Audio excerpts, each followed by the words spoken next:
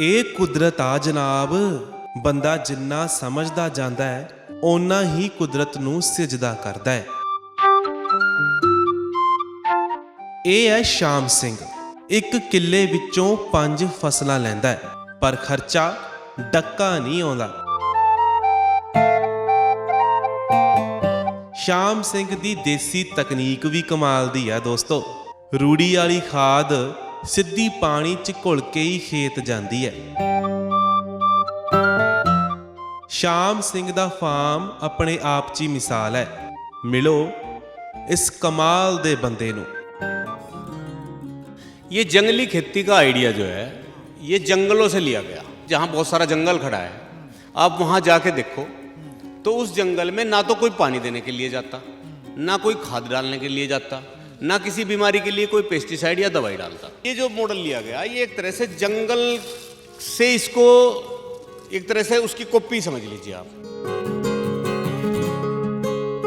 Doctor Subhash Palekar हैं south से, उनकी विधि के अनुसार हम ये खेती करते हैं, सिर्फ गाय के गोबर और गौमूत्र से ही मान लीजिए आप। उनके अनुसार गाय के 1 ग्राम गोबर में 300 करोड़ बैक्टीरिया होते हैं, सूक्ष्म जीव, जो हमारी मिट्टी को उपजाऊ करते हैं। हमें क्या करना है, उसके साथ में बेसन और गुड़ मिलाने से उनकी संख्या को डेवलप करना है, बढ़ाना है बहुत ज़्यादा मात्रा में। यहाँ से जब हम पानी चलाते हैं तो आपने अभी देखा है इधर से जब पानी चलाते हैं तो पानी के साथ में सारा सिस्टम ही अपने आप चलता रहता है। यहाँ से हम इसको खोल देते हैं थोड़ा सा तो ये भी चलता रहता है। सो भाई इन्होंने आके मोटर की सोची छड्डनी है ऐ ते ये सारा कुछ फिर आपदे आप इन्हां दे खेतां तक चला जाता। जंगल का यही कमाल है कि जंगल में आपके पौधे नज़दीक नज़दीक होंगे फिर भी अच्छी ग्रोथ करेंगे। कुछ पौधे ऐसे हैं जिनको छाया की ज़रूरत है, जैसे हमारे इस खेत में आप देखेंगे हर जगह हल्दी और अदरक अभी इस समय उगी हुई नहीं है लेकिन दबी हुई है। यहाँ अगर आप खुदाई करेंगे तो यहाँ हर पेड़ से पेड़ के बीच में हल्दी का पॉइंट है, एक लाइन में अदरक का पॉइंट है, यानी एक लाइन में हमने हल्दी बो रखी है, एक लाइन में अदरक बो रखा है। ये छाया के पेड़ हैं जो छाया में होते हैं, इनको छाँव चाहिए। हल्दी और अदरक ये इनको सपोर्ट कर रहे हैं, इनको छाँव दे रहे हैं। मतलब जेड़ी इन्हां तो छां दरख्तां तो क्रिएट हुई तो उसके नीचे हल्दी और हल्दी और अदरक वो एक ऐसी फसलें हैं जो एक तरह से मेडिसिनल फसलें हैं हमारी। वो मेडिसिनल फसलें इन पौधों को बीमारियों से बचाती हैं। चाहे आप रासायनिक खेती क्यों ना कर रहे हो, आप अपने खेत में कुछ पेड़ केले के लगा लें तो दिमक आपके खेत की खत्म हो जाएगी और पड़ोस में जो खेत होंगे उनकी भी खत्म हो जाएगी। हाइब्रिड अगर आप कोई भी पौधा तैयार करते हैं, हाइब्रिड पौधे आप लेते हैं लगाते हैं, हाइब्रिड पौधे को बीमारियां भी बहुत जल्दी लगती हैं एक तो, दूसरे उसको खान पान भी हाइब्रिड ही चाहिए। मतलब उसकी खुराक भी उसी तरह की चाहिए जिस तरह से वो तैयार किया गया। और हमारी जो पुरानी देसी वैरायटी हैं, परंपरागत देसी वैरायटियों में बीमारियों से लड़ने की ताकत ज़्यादा होती है। ਤੁਸੀਂ जुड़े ਹੋਏ ਹੋ ਅੱਖਰ ਦੇ ਨਾਲ ਤੇ ਅੱਖਰ ਇਸ ਸਮੇਂ ਉੱਤਰ ਪ੍ਰਦੇਸ਼ ਦੇ ਵਿੱਚ ਤੁਹਾਨੂੰ ਕੁਝ ਦਿਖਾਉਣ ਦੀ ਕੋਸ਼ਿਸ਼ ਕਰ ਰਿਹਾ। ਸਾਡੇ ਅਦਾਰੇ ਦੀ ਕੋਸ਼ਿਸ਼ ਆ ਕਿ ਜਿੱਥੇ ਵੀ ਕੋਈ ਚੰਗਾ ਬੰਦਾ ਬੈਠਾ ਹੈ ਜਿਹੜਾ ਸਾਨੂੰ ਸੇਧ ਦੇ ਸਕਦਾ, ਕੁਝ ਸਿਖਾ ਸਕਦਾ, ਤਾਂ ਸਾਨੂੰ ਉਹ ਸਾਹਮਣੇ ਲਿਆਉਣਾ ਚਾਹੀਦਾ। ਸਾਡੇ ਨਾਲ ਬਾਈ ਜੀ ਨੇ ਸਾਰਾ ਕੁਝ ਤੁਹਾਨੂੰ ਦੱਸਣਗੇ। ਮੋਟਰ ਤੇ ਬੈਠੇ ਆ, ਕੀ ਕੰਮਕਾਰ ਆ। ਵੈਸੇ ਤਾਂ ਵੌਇਸ ਓਵਰ ਦੇ ਵਿੱਚ ਵੀ ਤੁਸੀਂ ਕਾਫੀ ਕੁਝ ਜਾਣ ਲਿਆ, ਹੋਰ ਵੀ ਆਪਾਂ ਤੁਹਾਨੂੰ सुनाने गल्लां। नमस्कार जी, कैसे हैं आप? क्या नाम है आपका? मेरा नाम श्याम सिंह है। और गांव आपका? गांव मेरा नागल है, ये थाना भवन कस्बे के पास है, डिस्ट्रिक्ट मेरा शामली है, उत्तर प्रदेश में। सो ਜ਼ਿਲ੍ਹਾ ਪੈਂਦਾ ਇਹਨਾਂ ਨੂੰ ਸ਼ਾਮਲੀ ਤੇ ਨਾਗਲ ਇਹਨਾਂ ਦਾ ਪਿੰਡ ਹੈਗਾ, ਉੱਤਰ ਪ੍ਰਦੇਸ਼ ਇਹਨਾਂ ਦਾ ਸਟੇਟ ਹੈ। ਹੁਣ ਤੁਸੀਂ ਕਹੋਗੇ ਵੀ ਮੈਂ ਕਿਉਂ ਦੱਸਦਾ। ਬਹੁਤ ਸਾਰੇ ਲੋਕ ਆ ਜਿਹੜੇ ਹਿੰਦੀ 'ਚ ਵੀ ਗੱਲਬਾਤ ਸਮਝ ਲੈਣਗੇ, ਪਰ ਸਾਨੂੰ ਇਹ ਵੀ ਮੰਨਣਾ ਪਊ ਪੰਜਾਬ 'ਚ ਬਹੁਤ ਸਾਰੇ ਲੋਕ ਇਹੋ ਜਿਹੇ ਵੀ ਆ ਜਿਨ੍ਹਾਂ ਨੂੰ ਇੰਨੀ ਹਿੰਦੀ ਸਮਝ ਨਹੀਂ ਆਉਂਦੀ। ਤਾਂ ਮੈਂ ਬਾਈ ਇਹਨਾਂ ਦੀ ਹਰ ਇੱਕ ਗੱਲ ਪੰਜਾਬੀ 'ਚ ਦੱਸਿਆ ਕਰੂੰਗਾ। ਸੁਣਨ ਵਾਲਿਆਂ ਨੂੰ ਐਂ ਵੀ ਲੱਗੂਗਾ ਕਿ ਰਿਪੀਟ ਹੋ ਰਹੀ ਆ, ਪਰ ਯਾਰ ਇੰਨਾ ਕੁ ਤਾਂ ਤੁਹਾਨੂੰ ਹੁਣ ਸਹਿਣਾ ਪੈਣਾ। ਤਾਂ ਸਭ ਤੋਂ ਪਹਿਲਾਂ ਤਾਂ ਇੱਥੇ ਮੋਟਰ 'ਤੇ ਬੈਠੇ ਆ। ਇਹਨਾਂ ਦਾ ਮੋਟਰ ਦਾ ਕਮਾਲ ਦਾ ਸਿਸਟਮ ਆ। ਕੁਛ ਵੀ ਇਹਨਾਂ ਨੇ ਖਾਦ ਮਿਲਾਉਣੀ ਹੁੰਦੀ ਆ ਤਾਂ ਜਿਹੜੀ ਵੀ ਕੁਝ ਵੀ ਮਤਲਬ ਐ ਨਹੀਂ ਵੀ ਕੁਝ ਵੀ ਚਾਹੇ ਕੋਈ ਪੈਸਟੀਸਾਈਡ ਯੂਜ਼ ਕਰਦੇ ਆ, ਸਾਰੀਆਂ ਚੀਜ਼ਾਂ ਇਹਨਾਂ ਦੀਆਂ ਆਪ ਤਿਆਰ ਕੀਤੀਆਂ ਹੋਈਆਂ ਗੀਆਂ, ਚਾਹੇ ਉਹ ਜੀਵ ਅੰਮ੍ਰਿਤ ਆ, ਚਾਹੇ ਉਹ खट्टी लस्सी का स्प्रे आ, जहाँ इधर गोबर नू सर इसमें क्या क्या डालते हैं आप? हम इसमें गाय का गोबर डालते हैं, गौमूत्र डालते हैं, बेसन डालते हैं और गुड़ डालते हैं और थोड़ी सी सजीव मिट्टी डालते हैं। सजीव मिट्टी मतलब जहाँ पर कभी कोई पेस्टिसाइड या खाद न डला हुआ हो। अगर पीपल या बड़ के नीचे से मिट्टी मिल जाए तो बहुत अच्छी है, क्योंकि उसमें जीवाणुओं की संख्या बहुत ज़्यादा होती है, और जब हम इसको गुड़ और बेसन के साथ मिलाते हैं तो उनकी संख्या अपने आप ही बहुत जल्दी जल्दी बढ़ती है। आपने एक कहा पीपल की, हाँ, और दूसरा बड़ का पेड़ होता है, बरगद ਬੋੜ, ਅਸੀਂ ਹਮ ਹਾਂ ਥੋੜਾ ਬੋੜ ਦਾ ਲੈ ਲਿਓ ਜਾਂ ਪਿੱਪਲ ਦੇ ਉਹਦੀ ਮਿੱਟੀ ਲੈ ਲਓ, ਉਹਦੀ ਜੜ ਦੀ ਬਾਈ ਜੀ ਕਹਿੰਦੇ, ਤਾਂ ਹਮੇ ਦਿਖਾਏ ਆਪ ਹੈ ਨਾ। ਜਿਵੇਂ ਆਹ ਦੇਖੋ ਵੀ ਨਾਲ ਹੀ ਬਾਈ ਦਾ ਇੱਥੇ 2 ਡਿੱਗੀਆਂ ਬਣੀਆਂ ਹੋਈਆਂ, ਵੱਡੀ ਡਿੱਗੀ ਦੇ ਵਿੱਚ ਮੋਟਰ ਚੱਲਦੀ ਆ, ਤਾਂ ਜਿਹੜੀ ਨਿੱਕੀ ਡਿੱਗੀ ਆ ਇਹਦੇ 'ਚ ਇਹਨਾਂ ਨੇ ਗਊ ਗੋਬਰ ਤੇ ਮਿੱਟੀ, ਗੁੜ ਤੇ बेसन जी बेसन जी। और ये इसमें भी हमने यही बना रखा है, ये गौमूत्र बोलते हैं इसको हम। ये डॉक्टर सुभाष पालेकर हैं साउथ से, उनकी विधि के अनुसार हम ये खेती करते हैं, सिर्फ गाय के गोबर और गौमूत्र से ही मान लीजिए आप। उनके अनुसार गाय के 1 ग्राम गोबर में 300 करोड़ बैक्टीरिया होते हैं, सूक्ष्म जीव, जो हमारी मिट्टी को उपजाऊ करते हैं। हमें क्या करना है, उसके साथ में बेसन और गुड़ मिलाने से उनकी संख्या को डेवलप करना है, बढ़ाना है बहुत ज़्यादा मात्रा में, और ज़्यादा बढ़ाने के बाद उनको हम पानी के साथ खेत में चलाते हैं या हम उनका स्प्रे कर सकते हैं। और इससे एक तो कोई पेस्टिसाइड तो वो तो आप डाल ही नहीं रहे है ना, तो और उपजाऊ शक्ति उसकी बढ़ती रहती है। लेकिन एक ये भी कारण है कि लेबर की भी कभी कभार समस्या आती है, तो उसका भी हल ये है कि अपने आप चलता है ऑटोमेटिक। यहाँ से जब हम पानी चलाते हैं तो आपने भी देखा है, इधर से जब पानी चलाते हैं तो पानी के साथ में सारा सिस्टम ही अपने आप चलता रहता है। यहाँ से हम इसको खोल देते हैं थोड़ा सा, तो ये भी चलता रहता है। ਸੋ ਭਾਈ ਇਹਨਾਂ ਨੇ ਆ ਕੇ ਮੋਟਰ ਦੀ ਸੁੱਚ ਹੀ ਛੱਡਣੀ ਆ ਐਂ, ਤੇ ਇਹ ਸਾਰਾ ਕੁਝ ਫਿਰ ਆਪਦੇ ਆਪ ਇਹਨਾਂ ਦੇ ਖੇਤਾਂ ਤੱਕ ਚਲਾ ਜਾਂਦਾ। ਆਏ ਆਪ ਸਾਥ ਵਿੱਚ ਚਲਤੇ हैं ਨਾ ਆਪਕੇ। ਸੋ ਆਪਾਂ ਚੱਲਦੇ ਹੌਲੀ ਹੌਲੀ ਗੱਲਾਂ ਸੁਣਾਉਣੇ। ਕੋਈ ਨਹੀਂ ਸੰਧੂ ਸਾਹਿਬ, ਭਾਵੇਂ ਹੌਲੀ ਚੱਲ ਪੋ ਬੈਕ, ਕੋਈ ਪ੍ਰੋਬਲਮ ਨਹੀਂ, ਅਸੀਂ ਹੌਲੀ ਹੌਲੀ ਗੱਲਾਂ ਕਰਦੇ ਆਵਾਂਗੇ। ਤਾਂ ਸੋ ਇਹ ਬਹੁਤ ਸਾਰੀਆਂ ਜਿਹੜੀਆਂ ਚੀਜ਼ਾਂ ਹੈਗੀਆਂ ਇਹਨਾਂ ਦੇ, ਹੁਣ ਇੱਥੇ ਇਹਨਾਂ ਨੇ ਮਾਡਲ ਡਿਵੈਲਪ ਕਰਿਆ ਵਾ, ਕਮਾਲ ਦਾ ਮਾਡਲ ਹੈ ਇਹਨਾਂ ਦੇ ਖੇਤਾਂ ਦਾ, ਬਾਗਬਾਨੀ ਦਾ, ਹਰ ਚੀਜ਼ ਤੁਹਾਨੂੰ ਦਿਖਾਵਾਂਗੇ। ਇਹ ਤਾਂ ਇਕੱਲੀ ਮੋਟਰ ਦਾ ਹੀ ਇਹਨਾਂ ਨੇ ਦਿਖਾਇਆ ਨਾ ਵੀ ਕਿੰਨਾ ਸੋਹਣਾ ਸਿਸਟਮ ਬਣਾ ਲਿਆ। ਹੁਣ ਆਪਾਂ ਇਦੋਂ ਅੱਗੇ ਚੱਲਾਂਗੇ, ਦਿਖਾਵਾਂਗੇ ਵੀ ਇਹਨਾਂ ਕੋਲੇ ਜੰਗਲੀ ਖੇਤੀ, ਇੱਕ ਸ਼ਬਦ ਆ ਜੰਗਲੀ ਖੇਤੀ। ਹੁਣ ਇਹ ਜੰਗਲੀ ਖੇਤੀ ਕੀ ਆ ਬਾਈ, ਇਹਦੇ ਤੇ ਵੀ ਆਪਾਂ ਤੁਹਾਨੂੰ ਆ ਪੂਰਾ ਦਿਖਾਉਣਾ। ਕੋਈ ਨਹੀਂ ਸੰਧੂ ਸਾਹਿਬ, ਅਸੀਂ ਪਹਿਲਾਂ ਥੋੜ੍ਹਾ ਜਿਹਾ ਅੱਗੇ ਚਲੇ ਜਾਂਦੇ ਹਾਂ, ਤੁਸੀਂ ਜੇ ਬਾਅਦ ਦੇ ਵਿੱਚ ਵੀ, ਤਾਂ कि ਤੁਹਾਨੂੰ भी सीधा तुरन च सौख रहे। तो सबसे पहले तो ये बताएं, ये जंगली खेती क्या है? मतलब हमने ऑर्गेनिक फार्मिंग बहुत सुनी है ना, कुदरती खेती बोल देते हैं, लेकिन ये जंगली खेती क्या है? ये जंगली खेती का आइडिया जो है, ये जंगलों से लिया गया जी। चलते चलते थोड़ा, जंगलों से कैसे लिया गया? आप कहीं भी वन देखोगे, वन क्षेत्र यानी जहाँ बहुत सारा जंगल खड़ा है, आप वहाँ जाके देखो तो उस जंगल में ना तो कोई पानी देने के लिए जाता, ना कोई खाद डालने के लिए जाता, ना किसी बीमारी के लिए कोई पेस्टिसाइड या दवाई डालता, ना उसको कोई पेड़ पौधे लगाते, ना उखाड़ते। तो एक तरह से वो जंगल खड़ा है, और वहाँ बहुत सारे पेड़ फलों के भी होते हैं, बेल भी होती हैं, छोटे पौधे होते हैं, झाड़ियाँ होती हैं, कंदमूल होती हैं जो ज़मीन में बैठती हैं। तो मतलब एक ये जो मॉडल लिया गया, ये एक तरह से जंगल से इसको एक तरह से उसकी कॉपी समझ लीजिए आप। ये थोड़ा सा व्यवस्थित करके हमने लगाया है।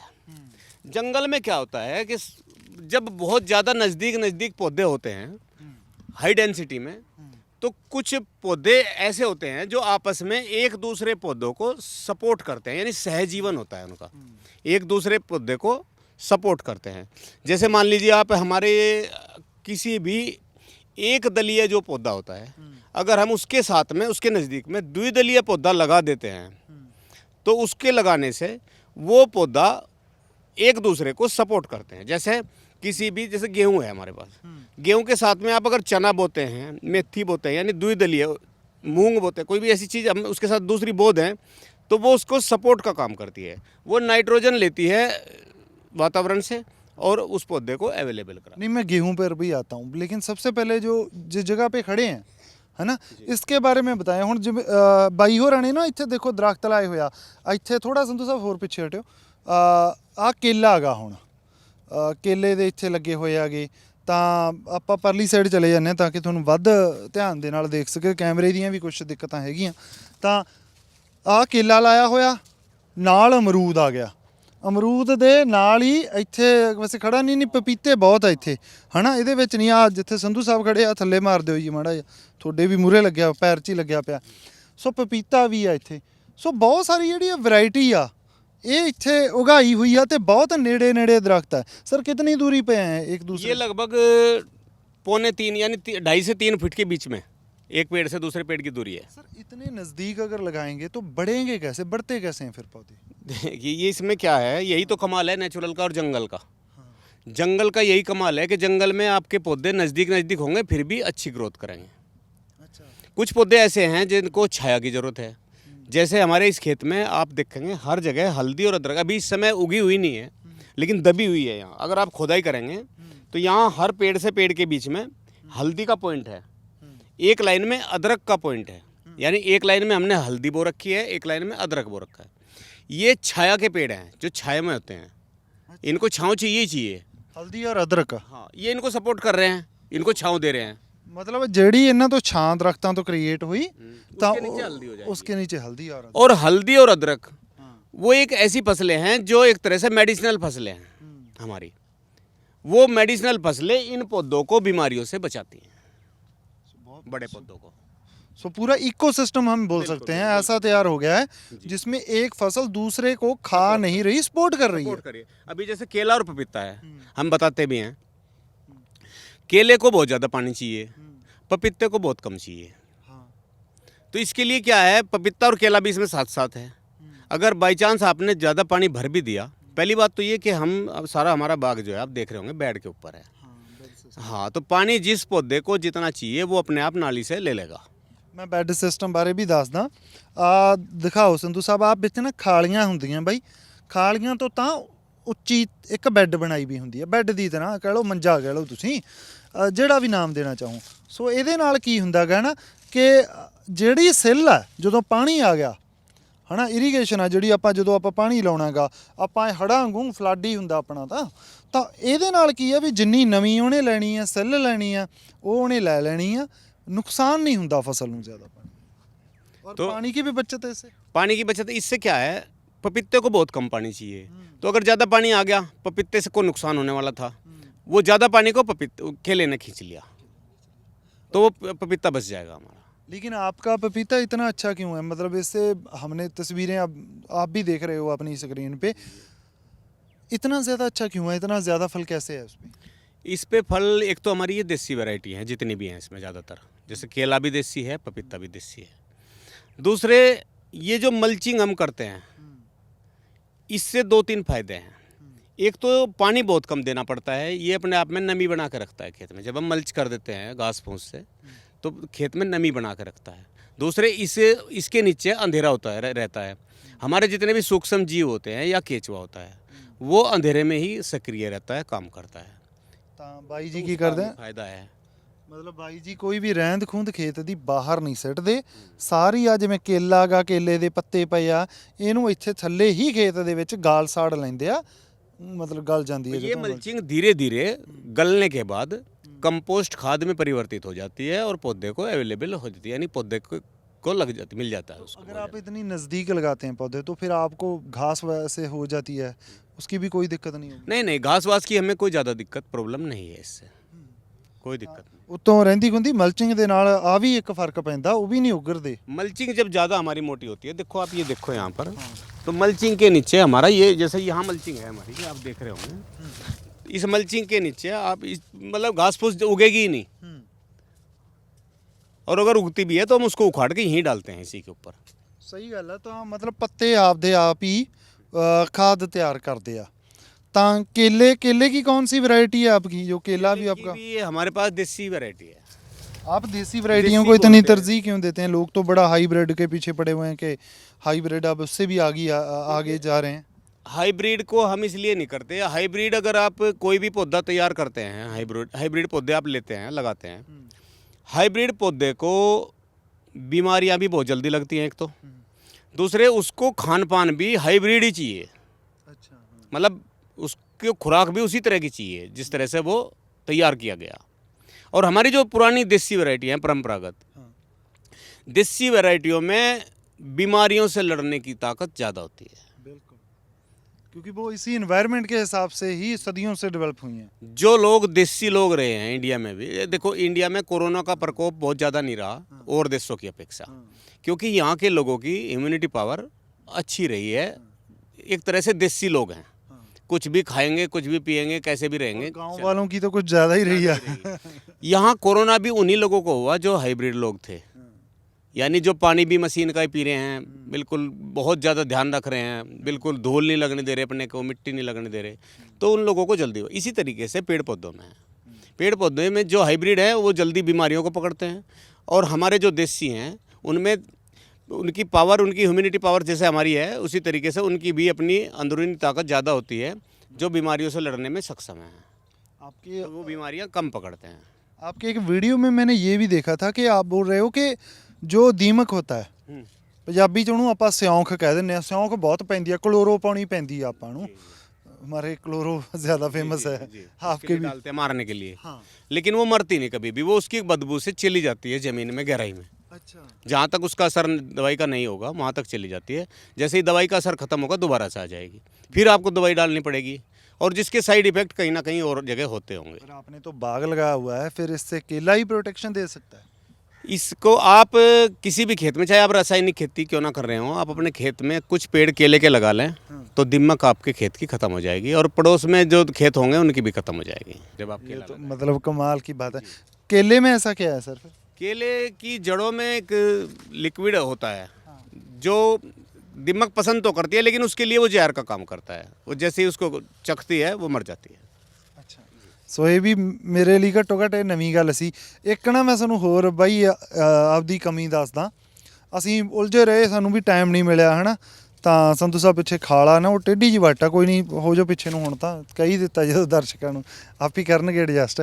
ਤਾਂ ਇਹ ਕੀ ਸੀ ਵੀ ਜਿਹੜੀ ਰੁੱਤ 'ਚ ਅਸੀਂ ਆਏ ਆ, ਇਸ ਰੁੱਤ ਦੇ ਵਿੱਚ ਇਹਨਾਂ ਕੋਲੇ ਸਭ ਤੋਂ, ਕਿਉਂਕਿ ਫਸਲਾਂ ਪੂਰੀਆਂ ਫਲ ਲੈ ਚੁੱਕੇ ਆ, ਇਹ ਕੇਲੇ ਤੋਂ ਫਲ ਲੈ ਚੁੱਕੇ ਆ, ਇਹ ਹਾਂਜੀ आगे चलें, पपीते तो वे फल ले चुके हैं। सो मैं ये बोल रहा हूँ कि जिस सीज़न में आपके पास आए हैं ना, इस सीज़न में सबसे कम फल है यहाँ पे देखने को मिल रहा है। अभी आप देखेंगे अमरूद पे तो फ्लावरिंग चालू हुई है, लीची पे भी फ्लावरिंग चल रही है, अभी आम पे भी अभी फ्लावरिंग चल रही है। केला हमारा ज़्यादातर ख़त्म हो चुका, टूट चुका, मंडी भेज चुके हम, हालांकि अभी भी कुछ बहुत कुछ लगा हुआ है। पपीता ज़्यादातर हमने अभी, पपीते का लास्ट टाइम चल रहा है, बहुत कोई आपको दिखाई देगा, अभी ख़त्म हो गया लगभग, नहीं तो पपीते की इसमें बम्पर पैदावार थी। अब तो बस आपको अमरूद ही थोड़ा बहुत दिखाई देगा। अभी हल्दी और अदरक भी निकल के बाहर नहीं आए उसके पेड़, क्योंकि वो लगाया हुआ है पिछले साल से ही, हमने उखाड़ा भी नहीं था। बाकी हम लोगों ने नर्सरी तैयार की है, जैसे पपीते की अभी और लगेगी। मैं यही बात करना चाहता था कि नर्सरी के बारे में बताएं भाई, क्योंकि बहुत सारे लोग हैं जो आपका शो देख के चाहेंगे कि यार हम भी लगा लें। अगर किसी ने फ्रूट भी लेना है या नर्सरी वैसे भी, मतलब अच्छा काम, मुझे तो बहुत अच्छा लगता है कि आप पौधे को तैयार करते हो। जब आप तैयार करोगे तो जाहिर तौर पे आप ज़्यादा समझोगे उसके स्वभाव को। नर्सरी का तो इसलिए करना पड़ा थोड़ा सा, बहुत सारे लोग ऐसे आपकी तरह से देखने आते थे, फिर वो बोलते थे कि भाई पेड़ दिलवाओ। अब उनको विश्वसनीय पेड़ कहाँ से दिलवाएं, मतलब उसमें हमें प्रॉब्लम होती थी, उनके साथ फिर जाना भी होता था। तो हमने सोचा कि भाई इसको खुद ही किया जाए, अपने लिए भी और लोगों के लिए भी, उनका भी भला हो और अपना भी हो। आपने कौन कौन से यहाँ पे लगाए हुए हमारे हैं? पास जैसे लीची की भी हमारे पास नर्सरी है, अमरूद की भी है, अनार की है, सीताफल है, बहुत सारे फलों में बहुत सारे हैं, और अभी खास तौर से हमारे पास पपीता है। कोई उठा के दिखाएं एक हाँ, थोड़ा जा ਅਸੀਂ ਤੁਹਾਨੂੰ ਚੱਕ ਕੇ ਦਿਖਾਉਣੇ ਆ। पपीते की हमारे पास बहुत ज़्यादा डिमांड थी, इसलिए हमने पपीते की ज़्यादा नर्सरी तैयार करी। ये जैसे देखो आप, ये सारा पपीता ही लगाया हुआ है। हाँ। ये हमने इनमें ग्लासियों में तैयार किया है पपीता। अच्छा। और इसके अंदर ये देसी वैरायटी है हमारी, कम से कम 4 पौधे हमने इसमें तैयार किए हैं, 2 से 4। 4 पौधे देने की वजह? ये मिनिमम तो हम देखो 4 पौधे इसलिए लगाए थे कि शायद 1-2 ना जमे, लेकिन ये चारों ही जमे हैं इसमें, जी चारों उगे तो हम ये चारों ही लगा देंगे एक जगह। ठीक है जी। इसमें क्या होता है, देसी वैरायटी में मेल और फीमेल निकलती है वैरायटी। कुछ पौधे मेल के होंगे, कुछ फीमेल के होंगे। हमें मेल कम से कम रखने हैं, 10% रखने हैं मेल खेत में, और बाकी हमें 90% इसमें हमें फीमेल चाहिए जो हमें फल देंगी। हालांकि मेल पौधा भी अगले साल दूसरे साल में फल देता है। अच्छा, उसकी भी कोई दिक्कत नहीं है? कोई दिक्कत नहीं। इसमें से क्या होगा, जब ये पौधे तैयार हो जाएंगे 1 से 1.5 महीने के बाद इनकी हाइट हो जाएगी 1.5-2 फीट। अच्छा, इतनी जल्दी? हाँ, 2 फीट के आसपास जब पौधा हो जाएगा तब इसका हमें पता चल जाएगा कौन सा पौधा हमारा मेल है और कौन सा फीमेल है। फीमेल के फ्लावर अलग तरह के होते हैं और मेल के फ्लावर अलग तरह के होते हैं। तो हमें पेड़ का पता चल जाएगा। तो हम क्या करेंगे, इन 4 पेड़ में से हमें एक जगह पे रखना एक ही पेड़ है, तो बाकी जो मेल होंगे उनको हटा देंगे, जो फीमेल होगी उसको रखेंगे। अच्छा, आपसे मतलब और कौन से मतलब पौधे हैं आपके पास जो जा सकते हैं लोग? मेरे पास से लीची ले जा सकते हैं। फलों में मैक्सिमम पौधे हैं मेरे पास, बहुत सारे पौधे हैं। नींबू है, लीची है, कटहल है, अमरूद है, अनार है, सीताफल है, चीकू है। अमरूद की भी कई सारी वैरायटी हैं, लीची की भी 1-2 वैरायटी हैं, आम की बहुत सारी वैरायटी हैं। तो अलग अलग हैं, सब कुछ ले जा सकते हैं। जी, अभी जो सवाल सबसे पहले करना चाहिए था वो सबसे आखिर में कर रहा हूँ, क्योंकि पहले मैं ये दिखाना चाहता था कि आपने जो बनाया है यहाँ पे वो बहुत कमाल है। कुछ दिखाना है तो आप आगे चलें, कोई दिक्कत नहीं है, आगे चलते हैं। ਤਾਂ ਆਪਾਂ ਬਾਈ ਨਾਲ ਚੱਲਦੇ ਹਾਂ ਤੇ ਸਵਾਲ ਵੀ ਮੈਂ ਬਾਈ ਨੂੰ ਇਹ ਕਰਦਾ ਵੀ ਯਾਰ ਕਿਉਂ ਆਏ ਇੱਧਰ ਕੁਦਰਤੀ ਖੇਤੀ ਵੱਲ, ਮਾਫ ਕਰਿਓ ਜੰਗਲੀ ਖੇਤੀ ਵੱਲ, ਉਦੋਂ ਵੀ ਗਾਂ। ਇਹ ਜੰਗਲੀ ਖੇਤੀ ਚ ਆਉਣ ਦੀ ਵਜ੍ਹਾ ਕੀ ਸੀ? क्योंकि आप भी पहले तो वो पेस्टिसाइड हाँ, हम लोग भी रासायनिक खेती करते थे पहले। ये जब मैं खेती में मतलब आया था, मेरा कारण भी आने का जब बना था, तो मेरे पिताजी और एक मेरे परिवार में ही मेरी चाची, 2 लोगों को कैंसर से मृत्यु हुई थी। और हम लोग मतलब किसान और एक अच्छे नेचर के पास रहने वाले, फिर भी घर में 2 लोगों को कैंसर। तो इससे मुझे कहीं ना कहीं मेरे माइंड में और दिल में ये टकराया कि भाई कहीं ना कहीं कुछ गलत तो हो रहा है। हम कुछ खान पीन में हमारे गड़बड़ है, खाने पीने में, जिसकी वजह से ये बीमारी इस तरीके से हमारे यहाँ आ गई। तो उधर से मेरा रुझान धीरे धीरे चेंज हुआ कि भाई हमें कुछ ऐसा करना चाहिए, खेती ऐसी करनी चाहिए जिसमें हम जहर ना डालें बिल्कुल भी। तो तब से उधर से मैं मन कन्वर्ट हुआ थोड़ा सा इस तरफ, और फिर सुभाष पालेकर जी के मैं संपर्क में आया। सुभाष पालेकर जी का प्रशिक्षण किया, तो उन्होंने बस बिल्कुल ज़िंदगी बदल दी हमारी। उनकी वजह से आज हम ये जो आप देख रहे हैं सब उन्हीं की वजह से है। उनसे हमने सीख के ये किया सब कुछ बिल्कुल। अब हमारा सारी जितनी भी खेती होती है सारी बिना किसी पेस्टिसाइड, बिना किसी रासायनिक खाद के होती है, सिर्फ गाय के गोबर और गौमूत्र से होती है। ਬਾਈ ਜੀ ਦੀ ਕਹਾਣੀ ਦੱਸੀ ਵੀ ਇਹਨਾਂ ਦੇ ਚਾਚੀ ਜੀ ਤੇ ਪਿਤਾ ਜੀ ਨੂੰ ਜਦੋਂ ਕੈਂਸਰ ਹੁੰਦਾ ਤਾਂ ਫਿਰ ਇਸ ਪਾਸੇ ਵੱਲ ਆਉਂਦੇ ਆ। ਵਜ੍ਹਾ ਕੋਈ ਵੀ ਰਹੀ ਹੋਵੇ, ਪਰ ਇਸ ਸਮੇਂ ਜੋ ਅਸੀਂ ਦੇਖ ਰਹੇ ਹਾਂ ਉਹ ਬਹੁਤ ਬਾਕਮਾਲ ਆ। ਤੇ ਅਸੀਂ ਘਰਾਂ ਦੇ ਵਿੱਚ ਯਾਰ ਪੰਜਾਬ 'ਚ ਆਪਣੇ ਕੋਲੇ ਇੰਨੀ ਖੁੱਲੀ ਥਾਂ ਪਈ ਆ, ਅਗਰੀ ਦੀ ਥਾਂ ਤਾਂ ਆਪਣੀ ਉਹੀ ਪਈ ਹੁੰਦੀ ਆ, ਉੱਥੇ ਲਾ ਸਕਦੇ ਹੋ। ਇਹ ਕੋਈ ਮਾਡਲ ਆਏ ਨਹੀਂ ਵੀ ਤੁਸੀਂ ਕਿੱਲਿਆਂ 'ਚ ਹੀ ਲਾਉਣਾ, ਤੁਸੀਂ ਕਨਾਲ 'ਚ ਲਾ ਲਓ, ਘੱਟ ਥਾਂ 'ਚ ਲਾ ਲਓ, ਕੋਈ ਦਿੱਕਤ ਨਹੀਂ। ਪਰ ਤੁਸੀਂ ਇੱਕ ਵਾਰ ਯਾਰ ਇਹਨੂੰ ਕਰਕੇ ਦੇਖੋ ਤਾਂ कि ਆਪਾਂ ਨੂੰ ਪਤਾ ਲੱਗੇ कि है ਕੀ ਅਸਲ ਦੇ ਵਿੱਚ। जी, आपको वो पता चल जाएगा। यहाँ जैसे ये पेड़ थे ना हमारे, जैसे आप वहाँ बता रहे थे, जैसे ये 2 पेड़ हैं, ये 15 बाई 15 फीट पे हैं आपस में, अमरूद से अमरूद। लेकिन इनके बीच में हमारा एक केला है, और केले और अमरूद के बीच में हमारा पपीता है। इधर भी पपीता है, इधर भी पपीता बीच में, और इनके बीच में यहाँ हमारा हल्दी है, यहाँ हल्दी है, यहाँ है, और एक लाइन में अदरक है। इसी तरीके से यानी हर पेड़ से पेड़ के बीच में हल्दी और अदरक है। तो मैं ये दिखाना चाह रहा था आपको। बिल्कुल। हाँ भी और बाकी आप अभी फ्लावरिंग देखेंगे हमारे अमरूदों के ऊपर, ये कितना सा पेड़ है, लेकिन इसके ऊपर आप फ्लावरिंग देखें कितनी इसकी, ये ज़बरदस्त आप अपने कैमरे से दिखाएं, ये कितनी ज़बरदस्त हमारी फ्लावरिंग अभी ये स्टार्ट हो चुकी है। अभी ये फल आ रहे, फल बनने वाला है सबका। भाई मैं आपसे ये पूछना चाहता हूँ कि खास तौर पे अमरूद, बाकी भी सभी अच्छे हैं, लेकिन अमरूद तो एक्स्ट्रा ऑर्डिनरी है आपका, इसका कारण? इसका कारण यह है, अमरूद एक ऐसी फसल है जो साल में 3 बार फसल दे सकती है। अच्छा। ये आपकी कटिंग के ऊपर निर्भर करता है, आप किस समय इसकी कटिंग करके किस समय का फल लेना चाहते हैं। तो आप कब कटिंग करते हैं उसकी? इसकी कटिंग अगर आपको सर्दियों में फल लेना है तो अप्रैल के लास्ट और मई के शुरुआत में आप इसकी कटिंग कर देंगे तो सर्दियों का फल आपको मिल जाएगा। जी जी। और ये कटिंग करने से ये ज़्यादा अच्छे से, मतलब पंजाब इसका क्या होता है अमरूद का कंसेप्ट? अमरूद में थोड़ा सा ये है, अमरूद जब भी फल लगेगा आप इसमें देखो, हर नई शाखा पे फल होगा। ये देखो, जो भी नई शाखा, पुरानी जो शाखा होगी, जैसे ये पुरानी है, यहाँ फल नहीं होगा।